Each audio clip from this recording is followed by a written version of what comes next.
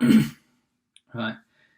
So obviously there is a lot of stuff going on right now, and everyone is stuck at home with their kids if they've got some. Now I've been seeing a lot of exercise videos to help with them, like running about the house and smashing stuff and that.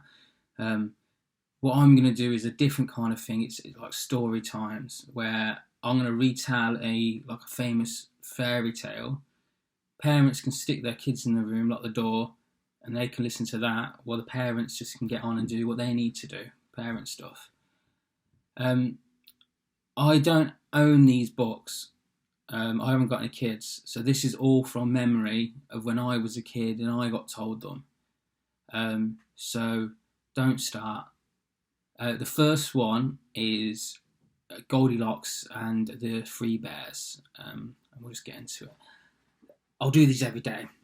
So there's this girl Goldilocks, and she's having a walk in the woods, and she's just going around doing her own stuff, and she finds this house, and she goes up to it, and it's owned by these three bears, and she goes in.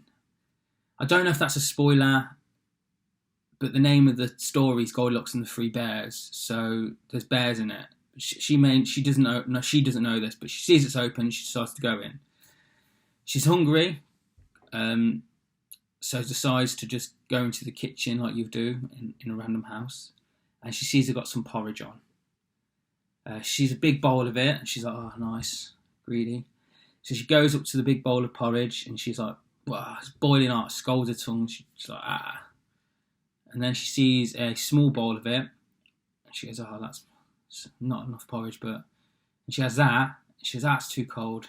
She bins that. Then she sees a medium-sized bowl of it, and she's like, "Oh, that's actually all right." She eats all of that. That's sound. All right, then she wants to go and watch some telly. So she goes into the living room, and she sees this massive, massive chair. She can't even get on it. She's like, "That chair is too big. No chance." So then she sees this little baby's chair. Knowing she would be too big for it, like just from looks, she tries to sit on that and it smashes. So she smashes the little kid's chair up. She then sees a sound chair that she would have seen from the start and has to sit down, and everything's fine. Now, she's tired after all the smashing, so she decides she needs to have a little nap. So she goes upstairs. Again, she sees this massive, massive bed, which would be perfect if she could get on it, but she can't. She sees a little tiny baby's crib, smashes that up. And then she sees a normal sized bed, which she thinks that's sound. So she gets into that bed, and she goes to sleep.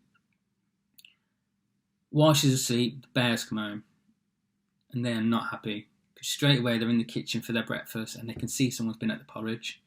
So they proper kick off. Like, the baby's in tears because all the baby's porridge is gone. The dad's like, someone's stuck there, someone's been at this. So they think, no, not on. So they go into the living room and they see the mess there. Baby's now just can't console the baby. Chair's been smashed up, porridge has been eaten. People have been messing around in this house. So then they're like, we're going to have to go upstairs and have a look at her, because something's not right. So they go up. They can see something straight away is not up, because again, they see the baby's crib smashed up. Dad's bed's been played with. And then they see her. And they go up and they see Goldilocks in the bed. And they're like, "Who's that? Who's been sleeping in my bed? It's half this." Yeah, that. All throughout this, they go, "Who's been sleeping in my bed? Who's been eating my porridge? Who's smashed up my chair?" But anyway, they see Goldilocks in the bed, and they maul her to death. And that's Goldilocks. Tomorrow I'll be doing Little Red Riding Hood. So, okay.